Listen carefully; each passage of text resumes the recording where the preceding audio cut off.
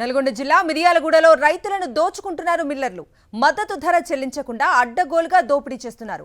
ప్రభుత్వ మద్దతు ధర క్వింటాల్కు 2389 రూపాయలు ప్రకటిస్తే మిల్లర్లు సిండికేట్ అయి అడ్డగోలుగా రేటు చెల్లిస్తూ నిలువు దోపిడీ చేస్తున్నారు.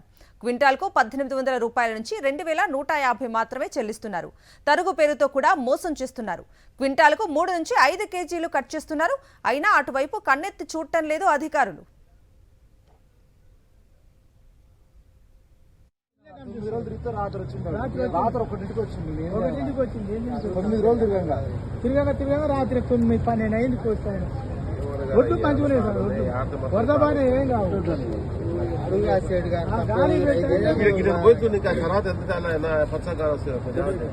ట్రై అండి ఇస్తాను. ఒక నిమిషం ఇక 2150 వేస్తా. ఎంత నాకు పోయిసామంటే నేనేం బాధపడదు. అలాంటి కొనుక్కొని డబ్బులు పోగొట్టున్నారు.